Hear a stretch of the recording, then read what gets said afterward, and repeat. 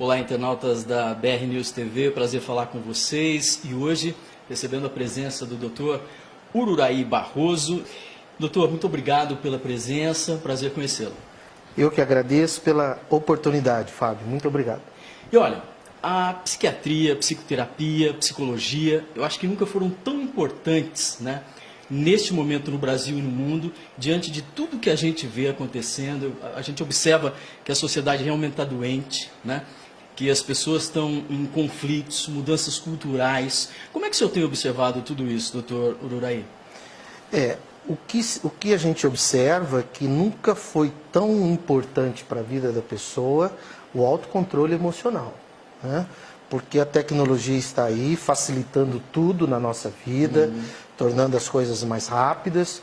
No entanto, o relacionamento humano continua sendo humano. É um desafio para a pessoa e os felizes, eles têm aí um valor agregado nesse momento que a gente está vivendo, né? O senhor disse de relações humanas, eu acho importante isso. As pessoas se esqueceram com esse advento da tecnologia, toda essa tecnologia que a gente tem hoje, estamos falando aqui para 40 países, Brasil inteiro, elas se esqueceram que são humanas? O que houve é o seguinte, um excesso de uso da tecnologia. Lógico, a tecnologia é muito bem-vinda, por favor, ela não tem nada a ver com isso, sim. Mas há um excesso, e nesse excesso as pessoas confundem pessoas com máquinas, né? Então uma coisa é você estar lidando com o seu celular e a hora que você olha para o lado é um ser humano, quer dizer, é diferente de uma máquina. Tem sentimentos. Tem emoções, tem emoções. né? A gente sente as emoções. Então a partir daí é outra comunicação. Não é a mesma forma, não é a máquina que você tecla ali o que você quer e pronto, ela te obedece imediatamente sem questionar. A hora que você lida com o ser humano, você está lidando primeiramente com as emoções. Isso é fundamental. A gente está observando, né, tem sido divulgado, o ano passado, em 2017, foram mais de 11.700 suicídios entre os jovens no Brasil. Isso dá 1 a cada 46 minutos. Isso. É muito grave, a imprensa fala pouco sobre isso. Nós tivemos um caso recente agora de um jovem do litoral paulista, Bruno Ponte, se eu não me engano, de 24 anos, deixou uma carta, né, a gente até comentou sobre isso. O que está acontecendo com a juventude? Ocorre o seguinte, existem algumas doenças que são aceitas socialmente e essas doenças elas podem levar a transtornos mentais e facilitar o suicídio. Às vezes nem passa pelo transtorno mental. Nem toda pessoa que chega ao suicídio tinha um transtorno mental, né? Há um mito sobre isso. Entre elas, a solidão.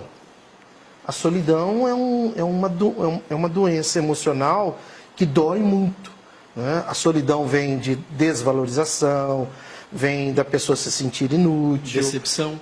Decepções, aí já são agravantes dessa solidão, né? E essa solidão, ela nunca será preenchida por tecnologia. Nunca, nunca. Não tem como a solidão preencher, a tecnologia resolver essa questão da solidão. Por quê? Estou falando de solidão, é um dos, né, fatores.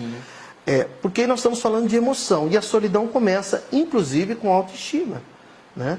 Quer dizer, se a pessoa... Aí vem a questão do relacionamento. Relacionamento intrapessoal. Todo relacionamento começa pelo intrapessoal, depois que ele vai para o interpessoal. Se ela já não está bem com ela e se por algum motivo, numa fase da vida dela, também ela passa pela solidão, porque a solidão é diferente de estar sozinho. Bem diferente. A solidão é um transtorno emocional. Sozinho é uma questão numérica. Eu posso estar sozinho, mas não estar sentindo solidão, de forma alguma. E posso estar no meio de uma multidão e estar sentindo a solidão. Então a solidão dói.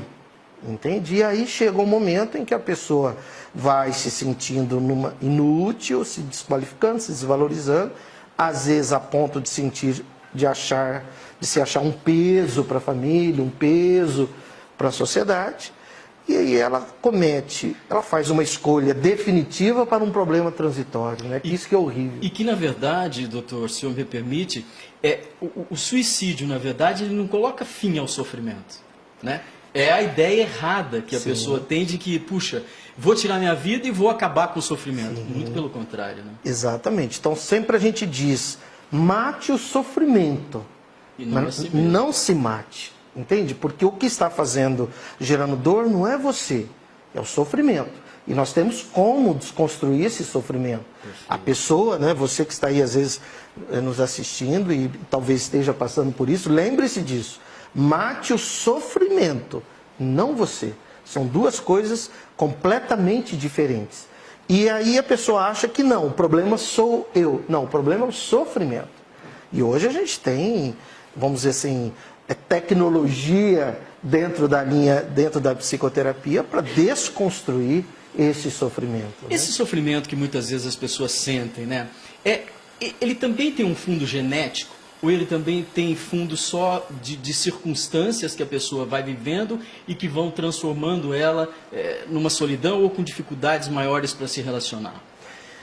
Antes, a gente acreditava muito no componente genético. Tá? Aí surgiu uma ciência que é a epigenética. A epigenética, ela está mostrando cada vez mais a influência do meio. E, consequentemente, diminuindo a influência da genética. Então, a genética hoje, ela não é um determinismo. Ela pode ser um agente facilitador. Mas não é porque você tem aquele componente genético que você irá desenvolver determinada doença. Não, aquilo está ali, mas não é um determinismo. Agora, aí vem a epigenética mostrando o efeito do meio, incluindo ele próprio. Né? Ele próprio sobre a genética dele, né? O emocional dele sobre a genética. Aí vem tudo que envolve a pessoa. Ou seja, nós o dia a dia dele. Desculpa, nós somos um produto do meio. Vamos dizer que o meio interfere nesse produto. Né? Agora, cabe a mim manter o meu referencial interno e verificar o que é que eu vou fazer para ser melhor até mesmo do que esse meio que eu estou vivendo. Como é que eu transformo essa... Como é que eu transformo? Não é o que acontece, sim o que eu vou fazer com o que acontece. Isso. O cérebro funciona assim, né? Porque as pessoas pensam assim, mas eu tive muitos acontecimentos ruins na minha vida. Exemplo, a minha infância, a minha adolescência, etc. Tá, você teve fatos que o significado que você deu foi negativo. Então a gente não tem como mudar o fato. Também não precisa mudar o fato. Mas a gente pode mudar qual o significado que você deu para aquele fato. É o que a gente chama de ressignificação. Ressignificar. E ao ressignificar, o que era trauma pode virar uma alavanca para a motivação, para o crescimento, para a energia. Quer dizer, em vez de, entre aspas, um problema que paralisa, pode ser um desafio que incentiva. Fantástico. Entende? Então nós não mudamos o fato. Não precisa mudar o fato. Ele está lá. Está lá, o fato está lá. Todo dia acontecem coisas que cada um dá uma interpretação. Essa interpretação é o significado. Sim. Né? Exemplo, pessoa, vamos dar assim, eu tive pais violentos. Então isso gerou um trauma em mim e eu me apavoro diante de qualquer situação. Então paralisa. Ao mesmo tempo pode ser assim, eu tive pais violentos e isso fez com que eu desenvolvesse a minha imunidade emocional para lidar com tranquilidade diante das mais diversas situações. E não replicar isso na minha vida. Exatamente, que é o que muita gente faz.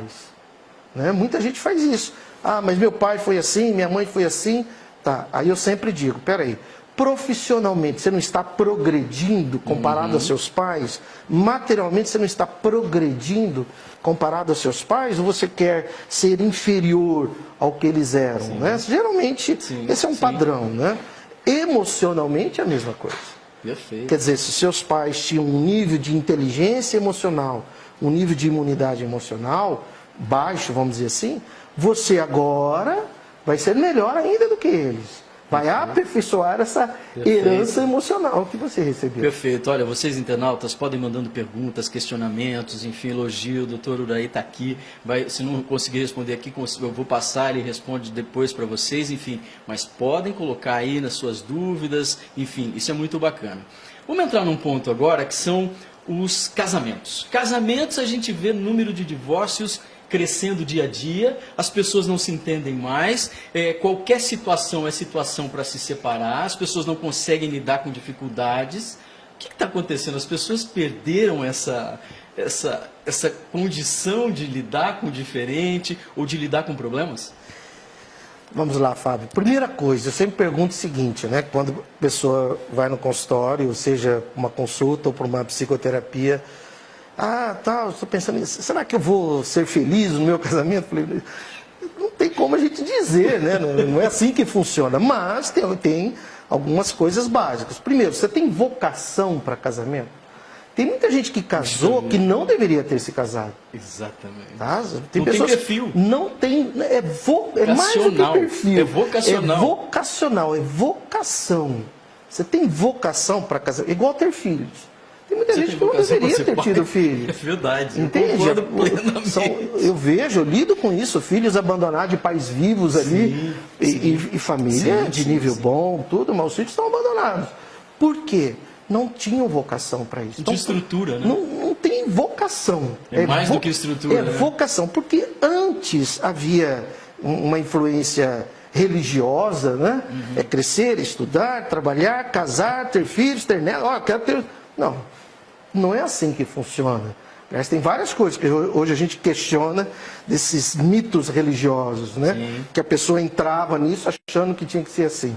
Não, primeira coisa, você tem vocação para casamento, né? Segunda coisa, eu sempre digo o seguinte, que o casamento, ele vai tirar a sua liberdade. Exatamente. Você está preparado para isso? O quanto você e o seu cônjuge disposto, conversaram a respeito para lidar com essa perda da liberdade. Né? E aí eu brinco que a maior causa de divórcio é o casamento. Né? Perfeito. É o casamento. Por quê? Hoje os casais, já tem muitos casais, né, que trabalhando isso, estão lidando com isso com tranquilidade. Então não tem aquela coisa do casar. Eles começam a morar juntos, quer dizer, vão ali fazendo um drive-thru, vão fazendo uma adaptação, um conhecimento de área, entendendo como é o processo, como é que vai ser a questão financeira, muito importante, como é que vai ser a questão da casa. Tem que ter um acordo condicional. As individualidades para os dois lados. Exatamente. Né? Para os dois lados.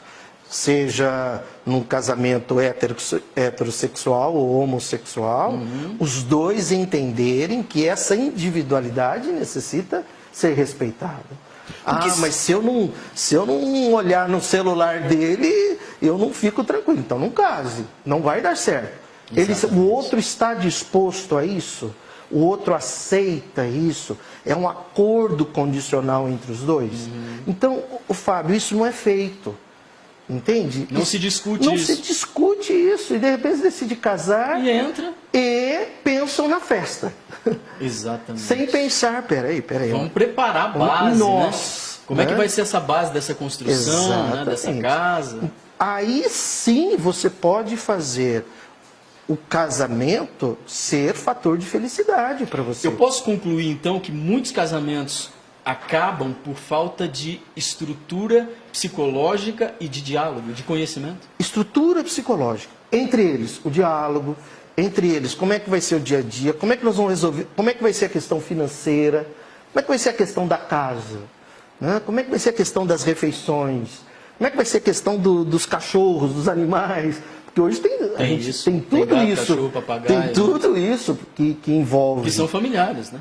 É família, faz parte da família. E isso necessita ser conversado antes. Porque aí eu vou descobrindo o quê? O quanto que existe de afinidade. Entende? Eu necessito ter algumas coisas geradoras de afinidade. Outras coisas não. Mas os dois têm que ter o mesmo gosto? Não. Não é isso que funciona. Desde que alguns princípios sejam os mesmos. Senão não vai dar certo. Por exemplo, tem muitos casais que questionam, olha, eu quero ter liberdade para ficar com quem eu quiser, para ter outros amores fora da nossa relação. Isso existe hoje, muito. Como é que se lida com isso? Aí veja, aí nós estamos entrando numa outra área que hoje a gente tem poliamor, relacionamento de poliamor. Hoje nós temos casamento abertos, hoje nós temos casamentos livres, são coisas diferentes. É poliamor, casamentos livres, como é que funciona? Qual a diferença? Poliamor. Existem pessoas que sentem amor por mais de uma pessoa. Isso amor conjugal. Real. Eu lido com isso. Eu lido com isso no meu consultório. Né? E quando eles me procuram, eles não me procuram por causa do poliamor. Sim. Eles me procuram por causa de um relacionamento ali normal. Então existe aquela mulher que sente amor. Nós não estamos falando em questão de sexualidade. Prazer. É amor por mais de uma pessoa. E vice-versa. Homem que sente amor por mais de uma pessoa. Se isso é conversado, como eu lido com isso no consultório, com a maior tranquilidade, tanto a mulher que sente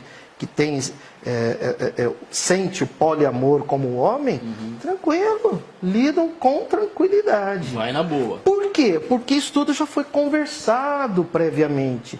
Já existem regras, já existem acordos entre eles. Eu vou te dar um exemplo assim bem simples, mais recente. Uma moça que vive com 2 rapazes e ela me procurou dificuldade de lidar com um deles. E ele me procurou também juntos, os dois, né? Em nenhum momento ali na psicoterapia foi conversado sobre o outro. Só dos dois. Porque não é comigo. Entende? É assim que eles funcionam. Isso não é comigo. Entende? É o problema deles. Ali, e não é tipo ciúme do outro, não, nada disso. É relacionamento entre os dois. Porque o terceiro não tem nada com a história, para ele está tudo certo. Entende isso? Porque isso já é acordado entre eles. Perfeito. Né? É o caso do jogador Ronaldinho Gaúcho também, né? Agora, recentemente. Não sei. Exato. O Ronaldinho Gaúcho conseguiu chegar num acordo para viver com as duas namoradas, né? As duas esposas agora. Então, chegou-se a um acordo, estava tendo conflito, aí chegou-se a um acordo, estão vivendo juntos. Né? E também hoje muitas mulheres também estão vivendo assim. Se você buscar lá no Google, você vai ver muitas informações sobre isso. Casamento aberto, casamento livre. Casamento aberto não é poliamor. São duas pessoas que se amam, seja heterossexual ou homossexual. No caso do aberto, isso tudo acordado, isso tudo conversado, bem antes, entende? Bem antes. Ela é livre, ou ele é livre para ter relação sexual com quem ela quiser. No caso do aberto, muitas vezes é comunicado. Com quem? Entende? Mas veja, não há sentimento. Há sentimento entre os dois. Fora do relacionamento, sexo, prazer. Dopamina, não tem ocitocina. Ocitocina é o neurotransmissor do amor. No caso do prazer, é neurotransmissor. Esse é o casamento? Aberto. Okay. O casamento livre, eles então conversam entre eles, tipo assim, um é livre, né? Os dois são livres, os dois, óbvio, mas não existe essa comunicação. Entende? Não fica informando. Cada um tem o seu e resolve-se com ele. Resolve-se com ele, há uma ética, vamos dizer assim, né? No caso do casamento aberto, a pessoa pode até, não é que pode, faz parte, sair com a outra pessoa e às vezes até aparecer em algum lugar com uma outra pessoa. Entendeu? No caso do casamento livre, não existe essa coisa do aberto. Por isso que não é aberto. O livre é prazer. É prazer, mas não é assim de mostrar às vezes. Né? Privado. Porque às vezes a pessoa no casamento aberto, ela conta, nossa, hoje eu fui no shopping, senti lá uma atração sexual com uma pessoa, ela conta pro outro. No livre, não se conta de uma forma tão aberta. Detalhada. Por isso, não há interesse. Tá? Por isso que não se chama aberto. Agora, é muito interessante, Fábio, que são pessoas muito amadurecidas emocionalmente. Porque para elas lidarem com isso, tem que estar cara, é impressionante. O nível de inteligência emocional dessas pessoas é muito alto. Porque elas, imagine, elas quebraram dogmas, barreiras, mitos aí, barreiras né? Que a religião impôs, que a sociedade hipócrita, Sim. né? Uma sociedade hipócrita. Totalmente, né? Porque ela critica no público e faz no privado. Isso, nossa sociedade. Tem uma deep web aí, né? Não é assim? Falei certo? É verdade, total. Tem uma deep web aí, Total. então, por fora, hipocrisia, todo mundo pá. É mentira. Por isso, inclusive, causa dos transtornos mentais. Porque se existe uma coisa que causa transtorno mental, é a incongruência entre o que a pessoa sente e o que ela vive. E o que ela realiza. E o que ela vive. Tá entendendo? Sim. Então, sim. E aí isso gera desequilíbrio. Né? Eu acredito numa coisa, mas vivo em outra. Né? Aí, mas eu não posso fazer aquilo, que se eu fizer aquilo, já pensou que vou... Pronto, como é que eu vou lidar com isso? Começa o problema. Né? Aí então começa a o problema. imunidade emocional dela cai, porque na imunidade emocional a pessoa tem dificuldade em lidar com o que é que os outros vão pensar, ela tem dificuldade em dizer não, é aquela que fica aparecendo para todo mundo, certinho, bonitinho, tal, né? E nós não somos assim. Ninguém é assim. Porque o princípio, eu costumo dizer que a alma da felicidade é a liberdade. Entende? É a liberdade. Quem ama deixa livre. Quem ama liberta. Quem ama liberta. Quem ama liberta. Quem ama a deixa liberdade. E hoje isso está ficando cada vez mais claro. Cada vez mais claro. Então existe aí vem esse grupo de pessoas que tem essa habilidade em lidar com isso e que o índice de felicidade é maior. Você vê, aí você vai lá para a Dinamarca, Copenhague, vamos pegar a capital. Okay. A Dinamarca é um dos países mais felizes do mundo. Tem Noruega, Dinamarca, Islândia, e Finlândia, Suíça, Suécia e tal, mas Dinamarca. Você vai lá para Copenhague, isso tem vídeos, inclusive, e eu converso com alguns brasileiros que estão lá, porque eu estudo sobre a felicidade. Não sou pesquisador, mas eu estudo, né? Eu sou um curioso sobre isso. Lá é o índice de felicidade. Então você vê casais no meio da praça, lá em Copenhague, casais assim. Você vê, às vezes, uma mulher beijando uma outra mulher, abraçada a um homem. Na praça ali de Copenhague, tranquilo. Ninguém olha, ninguém está nem aí. Está entendendo? As pessoas não têm interesse. Isso aí é a vida do outro. Agora, se aquele jogar um papel no chão, tem problema. Aí está feita a confusão. Entende os valores? Entendi. Aqui não. Entendi. Aqui as pessoas, né, ficam tudo certinhas, bonitinhas, jogam o lixo que a gente vê nas praias. Né? É hipocrisia. Absurdo. Né? Então, é porque essa hipocrisia que a gente vive. Ou seja, não evoluiu ainda emocionalmente, não atingiu um ápice ainda que possa entender o que realmente tem valor. Exatamente. E o foco é a liberdade. A liberdade. Não tem maturidade para lidar com a liberdade. Então fica a pessoa se domesticando, né? Eu costumo dizer que a religião domestica as pessoas, né? Não é humanizar, é domesticar. Ó, isso não pode ser proibido, isso é pecado, isso e a pessoa começa a viver uma guerra interna, violentíssima. Violentíssima, inclusive com culpa, porque sente, mas não pode. Entrando aí, por exemplo, o que está acontecendo hoje, né? As igrejas, elas entram pesado nessa coisa precisamos estar aqui a Bíblia, essa é a palavra, temos que... Blá, blá, blá, blá. A base da igreja, quando a gente observa, eu estou lendo um livro agora, chama O Grande Conflito, e ele fala justamente sobre isso, que é a história das religiões, aquela coisa toda. A igreja valdense, que era a igreja mais pura, depois foi transformada, que a igreja católica veio com a coisa mais pesada do negócio, com a força do poder. E a gente observa hoje as igrejas cada vez mais impondo isso, né? A palavra é essa, siga isso, e as pessoas enlouquecem, né, dentro disso. Sim. Como é que a gente vive num país como o nosso, né? A gente observa muitas igrejas perdendo fiéis, muitos em alta escala. Sim. Passa por isso também? Com certeza. Por quê? Porque uma coisa é espiritualidade, outra coisa é religiosidade. Né? Espiritualidade são recursos naturais. Eu sou espiritualista e espírita, não no sentido religioso. Sim. Ao mesmo tempo, a religião já é uma coisa humana, de criação humana. E aí, quais são as 3 chantagens emocionais que a religião se utiliza para manipular pessoas? Medo, culpa e coerção. Esse é o marketing da salvação. Primeiro, a gente faz a pessoa se sentir culpada através dos pecados, e o pecado é tudo aquilo que a gente gosta de fazer, tá? Que a gente, quando vê, está fazendo, então faz com que elas se sintam culpadas. Depois, ameaça com o inferno, medo. E aí fala, mas calma, vem aqui para a igreja, nós vamos vender a salvação para você. Esse é o marketing da salvação. Culpa, medo, coerção. O que é coerção?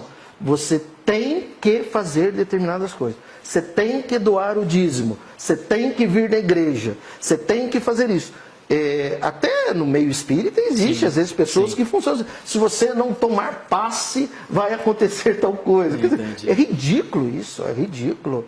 Né? Isso são criações humanas para manipular pessoas. E deu certo. Né? Você vê que as igrejas são bilionárias. O senhor acredita em Deus? Não o Deus bíblico, de forma alguma. Eu não posso acreditar num Deus que na Bíblia mata 2.270.365 pessoas. Eu preciso de 2 neurônios para resolver essa questão. Né? Então, aquele Deus criado pela igreja, eu não acredito. Agora, acredito que existe uma inteligência suprema no universo que se manifesta através do amor. Esse é o Deus que eu acredito, com certeza.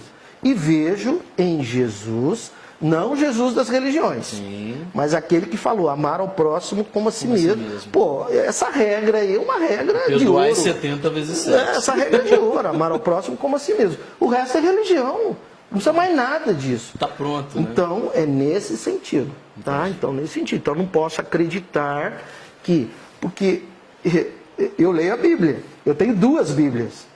Eu leio para poder responder igual a pergunta que você me faz. Perfeito. Porque eu lido com isso todo dia. Eu lido com gente chegando lá com o evangélico, uma sensação católico, de culpa. Com o espírita, com todo mundo. Com culpa, todos. Nossa, porque eu fiz. Cara, primeira coisa, teu cérebro não tem lugar para culpa. Como assim, doutor? Não, não tem. Existem algumas emoções básicas que todo mundo tem. Raiva, medo, alegria, tristeza e nojo. Você assistiu Divertidamente? Sim. Então, são aquelas emoções. Aquilo. A culpa é uma invenção. Sim. Se eu educar uma criança no meio onde ela nunca irá nem se sentir assim, ser ensinada a se sentir culpada, ela nunca vai saber o que é isso.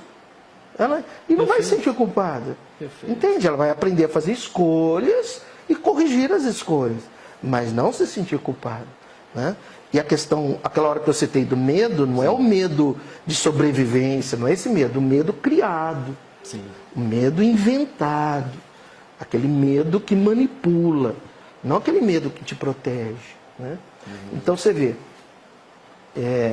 como eu te falei, eu tenho 2 Bíblias, eu tenho a do João Ferreira de Almeida, que eu não sei se você conhece a história dele, Almeida, mas é uma tragédia. Né? Porque ele era... A história dele não conheço. Posso falar rapidinho? Pode, um minuto? Claro. João Ferreira de Almeida era um português, no século XVII, 1600 e pouco. Ele brigava com a igreja, porque a igreja transmitia algumas coisas, e ele dizia, não, isso não é correto, isso não está nos originais isso. Até que a igreja deu um golpe nele. Né? Isso faz parte da história do mundo, se é só procurar lá João Ferreira de Almeida. E chegaram para ele e fizeram uma proposta, um português, né? João, traduz para nós a Bíblia, que nós vamos publicar. Como assim? Traduz que nós vamos publicar. Vamos publicar a sua tradução. Mas como? Nós brigamos até agora. Traduz que nós vamos publicar a sua tradução. Ok, ele traduziu. Né? Aí, publicaram, tradução, João Ferreira de Almeida. Quando ele foi ver, tinha mais de 2, contada por ele, anotado por ele, mais de 2.000 adulterações. E aí não tinha mais volta. Não tinha mais como. Ele quase se matou. Inclusive, ele morreu depois com depressão. Tá? E é a Bíblia que a gente conhece. Tem tradução Almeida, tradução não sei o quê, né? Aí tem uma pessoa, que eu acompanho ele até no YouTube, professor Severino Celestino. Ele fala hebraico fluentemente. Ele estuda os originais. Então ele ensina lá. A melhor tradução, entre aspas, é a Bíblia de Jerusalém. Aí eu pego a de Jerusalém e pego a do João Ferreira, cara, é muito diferente. Você quer ver um exemplo? A parábola, as bem-aventuranças. João Ferreira de Almeida, bem-aventurados os pobres de espírito. Aí você pensa, pô, Jesus não era religioso. Jesus era judeu. Ele não era religioso, ele era espiritualizado. Jesus não deve ter falado isso. Aí você vai na Bíblia de Jerusalém, sabe o que ele fala? Felizes os humildes. Felizes. Olha a diferença, cara. Felizes os humildes. Entende como é que é? Sim. Então, são... E o povo não questiona, quer dizer, quem questiona, é aí que vem a liberdade. Esse livro que eu estou lendo, o Grande Conflito, fala exatamente sobre isso, que os valdenses eram aqueles que têm a pureza dessa Bíblia. Sim. Né? Os felizes são os humildes. Sim. Então, depois veio toda a mudança da Igreja Católica, as adulterações, né? Que chegou nesses absurdos, em alguns absurdos que a gente vê hoje. Sim, né? Com Foi certeza. muito bom a gente passar por esse, né, fazer esse aparte, galera, porque eu acho que é do interesse de muita gente também. Porque tem a ver com os transtornos emocionais. Transtornos, A pessoa que se liberta da culpa, cara, ela aumenta absurdamente o índice de felicidade pessoal dela. Falando de felicidade agora, o Dr. Ururaí, ele atende na clínica que tem o nome de Felicidade aqui em São José do Rio Preto. E olha, é fantástico porque a gente estava conversando um pouquinho antes de começar a gravar e o senhor me disse que muitos viciados, né, em drogas, seja lá... Dependentes químicos, na verdade não é um vício, é uma ansiedade que os levam ao consumo. É mais ou menos isso? Veja, a droga, né? Vamos falar das drogas que a gente está querendo dizer agora, cocaína, crack, álcool, produzem dopamina. Dopamina é um neurotransmissor do prazer. Então, quando a pessoa faz uso de uma dessas drogas, ela se sente muito bem, entende? Mas veja, é dopamina, é neurotransmissor do prazer. Aí, quando ela abusa, quando que ocorre o abuso? Porque eu posso ter o usuário, tem muita gente que cheira cocaína tal, e tá no controle. Sim. Mas o abusuário é aquela pessoa que aí a vida dela... Ele não tem controle sobre o consumo, sobre o uso. Por quê? No cérebro nós temos um sistema de recompensa e prazer. O cérebro. Sim. Nós temos lá uma parte que é o núcleo accumbens. Quando a frequência do uso e a quantidade passa de um limite, começa a gerar uma dependência de dopamina. Aí chega um momento que já não é mais ela que quer a droga, é o cérebro. Aí está instalada a compulsão. Química.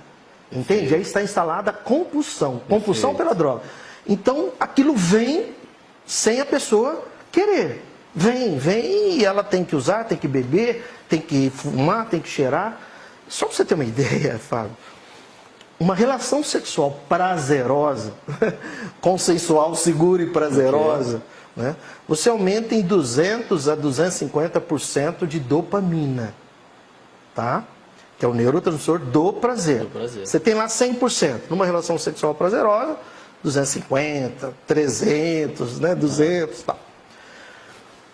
A pessoa quando cheira uma carreira de cocaína, ela aumenta em 500% a dopamina. A pessoa quando fuma uma pedra de crack, ela aumenta em 1000% a dopamina. Nossa, não tem na Terra nada, que em 8 a 12 segundos, por 10 reais, 5, né? Às vezes 10 reais ali uma pedra, gera isso. É por causa disso. Então as pessoas, e aí vem, elas lidam com os adictos, né? É um sem vergonha, é um fraco. Não, cara, ali tem uma doença instalada. É um caso de saúde. De saúde, não é de polícia. Sim. Lógico, se a pessoa cometer um delito, ela tem que responder por aquilo. Não é disso que eu estou falando. Entendi. Agora, além disso, ele tem um transtorno de dependência química, provocada ali, seja por o álcool, pela cocaína, ou pelo crack, em virtude de um abuso. E em quais pessoas que geralmente acontecem isso? As infelizes. Por quê? Porque os felizes também fazem uso de droga. Os felizes também usam álcool, também usam cocaína. Sim, sim. Mas como eles não têm aquele vazio, aquela dor emocional, usa ali pelo prazer, pronto. Aquilo tem começo, meio e fim. Enfim, ponto. Agora, a pessoa quando está num estado de infelicidade, ela tem uma dor emocional. Não tem dor pior do que a dor emocional.